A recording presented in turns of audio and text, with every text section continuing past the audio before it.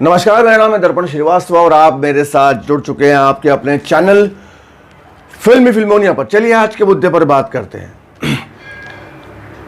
मुंबई में कम से कम 90% जो एक्टर बनने आते हैं बच्चे, वो वापस अपने अपने घरों पे लौट जाते हैं।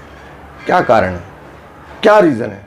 जो 10% ही इस फिल्म इंडस्ट्री में काम कर पाते हैं, अब वो चाहे वो आते हो एक्टर बनने, लेकिन बन जाते हैं कभी कुछ, कभी डायरेक्शन में चले गए, कभी कास्टिंग डायरेक्टर को असिस्ट करने लगे, कभी लाइट मैन बन गए, मतलब कुछ भी इस इंडस्ट्री में काम करने लगते हैं। वो है सिर्फ 10%। 90% लोग वापस अपने घरों की तरफ लौट जाते हैं। क्या रीज़न है, कभी सोचा है आपने?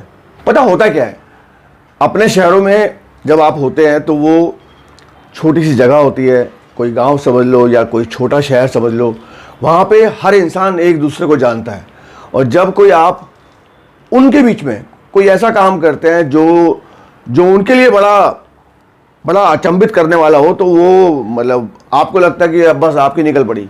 मतलब मान लो फॉर एग्जांपल, आप डांस करते हो, आप एक्टिंग करते हो, आप छोटा मोटा टीवी सीरियल देख के, फिल्म देख के या किसी को देखकर आपने सोचा कि चलो मैं भी करता हूँ, और आपने अपने दोस्तों के बीच में करके दिखाया या अपने परिवार में करके दिखाया, या कोई छोटा मोटा समारोह हुआ, वहाँ पे कोई फेस्टिवल हुआ तो आपने वहाँ ठुमके लगा दिए या छोटी मिमिक्री कर दी या छोटा सा कोई एक्ट कर दिया, और भाई साहब तालियां पड़ गई, वाह एकदम, अरे कमाल कर दिया भाई तुमने, ओ हो। बस वही हो गया मामला गड़बड़। होता क्या है कि आपके दोस्तों ने बोला, अरे यार तू कमाल करता है यार, क्या बात है यार तेरे में, भाई साहब तू ना गलत जगह है, मैं कह रहा हूँ तेरे को मुंबई चले जा। अब मुंबई में करेगा ना, मतलब भाई हम भी कहेंगे हमारा दोस्त है, हाँ जाओ भी जाओ। अरे मैं कह रहा हूँ यूँ काम मिलेगा तुझे, तू मुंबई पहुँच। और भाई साहब उनकी तारीफ सुनकर या उनके छोटे से भी उन शब्दों को सुनकर, जहाँ आपको लगता है कि बस लाइफ सेट हो गई, आप बिना किसी तैयारी के, बिना किसी सोच समझ के मुंबई की तरफ रवाना हो जाते हैं। और उसके बाद जब मुंबई की ज़मीन पर आप पैर रखते हैं तो समझ में आता है कि बॉस बड़ा मुश्किल है। इसलिए मैं हमेशा कहता हूँ कि जब भी मुंबई आए तो तैयारी के साथ आए। छोटे शहरों की बात अलग है, छोटे शहरों में इक्का दुक्का काम होते हैं, छोटे शहरों में जो एक्टिविटीज़ होती है वो बहुत कम होती है। लेकिन मुंबई एक गढ़ है, मुंबई में दुनिया भर का काम होता है, दुनिया भर की चीज़ें यहाँ पे होती हैं। और आप जब इन चीज़ों से जब रूबरू होते हैं तब सच्चाई समझ में आती है। अब मैं दूर नहीं जाऊँगा, मेरे पास ही एक बच्चा आया राजस्थानी, उसको हिंदी बोलना तक नहीं आती थी। हमने कोशिश करी, अच्छा बच्चा है, बहुत ईमानदार, बहुत सच्चा, बड़े लगन से उसने सीखना शुरू किया। लगातार 4-5 महीने बाद हमने उसको देखा कि वो हिंदी बोलने लगा है, लेकिन हिंदी साफ बोलने नहीं लगा है। एक ज़माना था जब वो बोल ही नहीं पाता था, लेकिन अब वो हिंदी बोलने लगा है। उसको क्या लगा, अब तो मुझे हिंदी आ गई है, अब तो मैं हो गया मुंबई के लायक। अब उसने मुझसे कहा कि मैं मुंबई आ रहा हूँ। अब मैं क्या बोलूँ उसको, क्या समझाऊँ, क्योंकि समझाना बेकार है, क्योंकि उसके दोस्तों ने कह दिया होगा, उसके आसपास के लोगों ने कहा अबे तू भी आ जाना यार, मैं तो हूं ना यहाँ पे, मैं सेट कर दूंगा तेरे को। अरे हो जाएगा यार, ट्राई मार के देखने में क्या हर्ज है यार, तू आ जा। बस इसको लगा यार चलो चलते हैं मुंबई। अब ये मुंबई पहुँच जाएगा बच्चा, क्या होगा क्या नहीं होगा मुझे नहीं पता, लेकिन ये मैंने कई बार समझाया। लेकिन कहते ना विनाश काले विपरीत बुद्धि, तो भाई कुछ नहीं हो पाएगा। मान लो एक आप छोटे शहर में रहते हैं तो आप हर उस एक्टर को जानते होंगे जो उस शहर में रहता है। आपको समझ में आता भी है कि यार ये इससे तो अच्छा मैं करता हूँ, अच्छा ये तो ठीक है, क्योंकि सब उसी में खुश रहते हैं। लेकिन उनमें से जब वो कुछ लोग निकल के मुंबई पहुँचते हैं तो देखते हैं भाई यहाँ तो एक्टर्स की भरमार है। मतलब हर गली कूचे में भाई एक एक्टर बसता है, हर गली कूचे में ऑडिशन चल रहे हैं, हर जगह मामला मतलब धमाल चल रहा है। तो आपको अपनी सच्चाई समझ में आती है कि यार मैं कहाँ खड़ा हूँ, मैं कहाँ स्टैंड करता हूँ, क्या मैं इनके बीच में फाइट करते हुए आगे बढ़ पाऊँगा। सच्चाई तब सामने आती है। बिना तैयारी के आते हैं। बहुत सारे बच्चे बोलते हैं कि सर मैं ना घर में ही एक्टिंग करता हूँ, घर में ही प्रैक्टिस करता हूँ। भाई तुझे पता है कि जो तू घर में प्रैक्टिस कर रहा है वो सही है या नहीं? सर मैं शीशे के सामने ना प्रैक्टिस करता हूँ सर रोज। भाई शीशे के सामने करता है, शीशे को तू वही दिखाता है जो खुद तू दिखाना चाहता है। लेकिन अगर वो शीशे के सामने ऑडियंस होगी और लोग होंगे, तब समझ में आएगा कि तू अच्छा करता है या बुरा करता है। तभी इमीडिएट रिएक्शन मिलेगा कि अरे यार मज़ा नहीं आया, या लोगों के लगेंगे रिएक्शन ऐसे, हाँ ठीक है, या लगेगा अरे वाह क्या बात है। तो भाई शीशे के सामने तो तुम ही दिखोगे ना, शीशे के सामने दिख के तुम क्या कर लोगे? घर में प्रैक्टिस जो कर रहे हो क्या वो सही है या नहीं लगता है आपको? फिर क्या होता है, सर मैं यूट्यूब पे ना करता हूँ आजकल, छोटे छोटे वीडियो बनाता हूँ, तो क्या मैं एक्टर बन जाऊँगा? ये सब भुले के हैं। इन सब चीज़ों से बाहर निकलो, सही ढंग से सही चीज़ों की तैयारी करो। एक्टिंग एक विधा है, एक्टिंग को समझना पड़ता है, ठीक है। माना कि ऐसे बहुत से एक्टर हैं जो बॉर्न एक्टर होते हैं, जो जिनको अपने आप बहुत जल्दी ऑब्जर्व करके बहुत जल्दी आगे बढ़ते हैं, लेकिन हर इंसान ऐसा नहीं होता। उनको समझना पड़ता है, उनकी बेसिक नॉलेज चाहिए। मान लो मैं आपसे एक सिंपल सी बात कहता हूँ कि आपको 2 घंटे चिल्लाना है, किसी कोई ऐसा शो मिल गया जिसमें आपको 2 घंटे चिल्लाना है, तो क्या चिल्ला पाओगे आप? आपका गला बैठ जाएगा, आप कहोगे गला बैठ गया सर आज शूटिंग नहीं होगी सर मैं कल करूँगा, सर गरारे कर रहा हूँ मैं, अभी गरारे करूँगा ठीक हो जाएगा, गला बैठ जाएगा आपका। क्यों? क्योंकि आपने प्रैक्टिस नहीं की। आपको पता ही नहीं है कि आपको पेट से बोलना है, आपको छाती से बोलना है, आपको गले से बोलना है, आपको नाक से बोलना है, आपको फॉल्सिटो में बोलना है, आपको पता ही नहीं है, आपने तैयारी की नहीं है। ये सब चीज़ों की तैयारी करनी पड़ती है। आपको लगता है कि आप अच्छे डायलॉग्स बोल रहे हैं, लेकिन क्या आपको पता है कि आपके जो आखिरी वर्ड हैं आप भूल जाते हैं, आप खा जाते हैं उनको।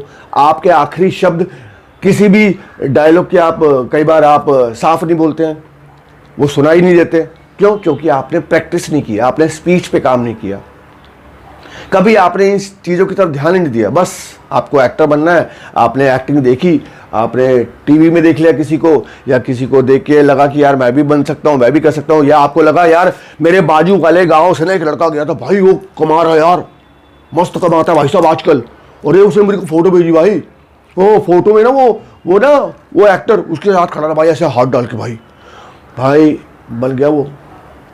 यार मैं भी चले आता हूँ, मुझे बोला उसने यार, मुझे बोला कि यार तू भी चल, लेकिन मैंने सोचा यार पता नहीं यार, लेकिन अब जाऊँगा भाई, मैं अब कर लूँगा मैं। उसको देख के लगा आप भी कर लोगे। अरे भाई वो क्या पता वो झूठी फ़ोटो हो, क्या पता उसने फ़ोटो खिंचवाई हो, क्या पता उसने क्या किया हो, अब वो आपको क्या ज्ञान बांट रहा हो, लेकिन आपने सिर्फ उसको देखा, आपने उसके लोगों के साथ पिक्चर्स देखे, बस आपको लगा कि यार जब ये कर सकता तो मैं भी कर सकता हूँ। कोई तैयारी नहीं, पहुँच गए मुंबई। और फिर जब सच मालूम पड़ता है तो उसके बाद अरे यार, फिर वापस अपने गांव की तरफ जाते हो, अपने शहर की तरफ जाते हो, फिर वहीं कोशिश करते हो कुछ करने की। ये सब बहुत होता है। किसी को देखकर, किसी को टीवी में देखकर, या किसी की बातों में आकर कभी भी कोई भी कदम ना उठाएं जब तक आपकी तैयारी पूरी ना हो। तब आए, तैयारी पूरी करो, एकदम चौड़े में आओ, एकदम मुंबई सबकी है भाई, तुम्हारी है तो मेरी भी है, मेरी भी है तो तुम्हारी भी है, एकदम। हमेशा यही कहता हूँ, हमेशा समझाता हूँ। आपने YouTube पे वीडियो बना लिया और वहाँ 50 लाइक आ गए, आपको लगता है यार मैं एक्टर बन गया, चलो यार अब तो मेरा मुंबई में जाना ज़रूरी है भाई, मुंबई मेरा वेट कर रही है। सच्चाई ये नहीं है। कई बार ऐसे वीडियोस भी YouTube पे वायरल हो जाते हैं जहाँ लोग सिर्फ और सिर्फ उसके मजाक उड़ाते हैं, या हंसी आती है उनको यार ये क्या कर रहा है, और बहुत सारे लाइक्स, बहुत सारे व्यूज़ मिल जाते हैं, लेकिन आपको लगता है अरे यार मैं तो हिट हो गया भाई, अरे यार मुझे दुनिया देख रही है भाई, मैं मुंबई जाऊंगा बस, अब मुंबई मेरा वेट कर रही है भाई। ये सब चीज़ों से निकलो बाहर, तैयारी करो, तैयारी करो, तैयारी करो। बिना तैयारी के मुंबई की तरफ मत आना। एक लाइन याद नहीं होती, एक लाइन बोलता हूँ ना, एक लाइन नहीं, वो सर नर्वस हो गए ना सर, वो हो नहीं पा रहा सर। भाई जब क्यों आपने बचपन में क्या निबंध नहीं पढ़े थे क्या ऐसे नहीं याद किए थे? अरे भाई उतना ही याद करके दिखा दो। अभी जब आप भले एक्टिंग छोड़ दो, आप एक्टिंग की बात ही नहीं करता हूँ, कम से कम बोलना तो सीख लो, कम से कम खड़े होके कम से कम डायलॉग तो बोल लो। उसके बाद समझ में आएगा ना कि भाई एक्टिंग में कितनी कमी है, या क्या समझाना है क्या नहीं समझाना है। ये भी बड़ा मुश्किल है, लेकिन उनको लगता है कि मुंबई पहुँच जाएंगे, हो जाएगा। एक्टिंग को समझना पड़ता है, एक्टिंग की बारीकियों को समझना पड़ता है, उसके लिए प्रैक्टिस करनी पड़ती है, उसके लिए बहुत अभ्यास है, तब जाके चीज़ों को आप सोचते हैं कि यार मैं एक कदम आगे बढ़ जाऊंगा। ऐसे नहीं होता है। किसी को देखकर, किसी के चक्कर में आके मत करिएगा। तो आई होप आपको मेरी बात समझ में आई होगी। अब रहा ऑफलाइन की बात, तो भाई मार्च 5 तारीख से हम मुंबई में फिर से अपना थिएटर शुरू कर रहे हैं, जैसे मैंने पिछली बार किया था और लॉकडाउन से पहले। और ऊपर वाले का बड़ा साथ था कि जो हमने शोज़ किए वो कमाल का, वो जो प्ले के 4 शो किए, चारों के चारों हिट थे। बड़े बड़े दिग्गज कलाकार उसको देखने आए थे। बालाजी की टीम आई थी, अरविंद बब्बल सर आए थे, पीयूष सर आए थे, बहुत सारे लोग, सीनियर लोग आए थे जो देखने के लिए, और सौरभ सर आए थे। मेरे और जो मेरे मित्र हैं, हम दोनों ने मिलकर जो भी एक प्रयास किया था उसमें हम सफल रहे थे। लेकिन उसके बाद लॉकडाउन हो गया। लॉकडाउन में बहुत सारी चीज़ें हेवाएं हो गई, बहुत नुकसान हुआ। लेकिन कहते हैं ना कि हिम्मत कभी नहीं हारनी चाहिए। मैंने फिर से हिम्मत खड़ी की, फिर से हिम्मत जुटाई और वापस से शुरू कर रहा हूँ।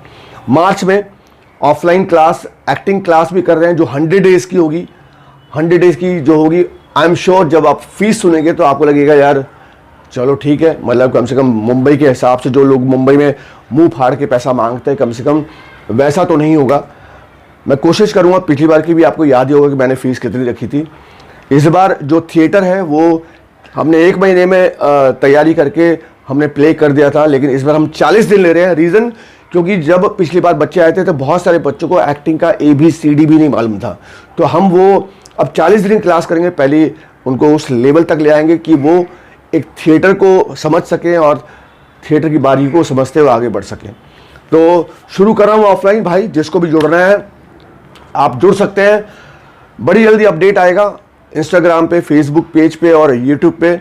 मैं पूरी डिटेल दूंगा कि कितनी फ़ीस है, क्या है। आप ऑनलाइन ही पेमेंट, आप उसका रजिस्ट्रेशन कर सकते हैं। उसके बाद मुंबई आप आओ, जुड़ो। फिल्मोनिया परिवार, जैसा मैंने कहा है कि ये परिवार है।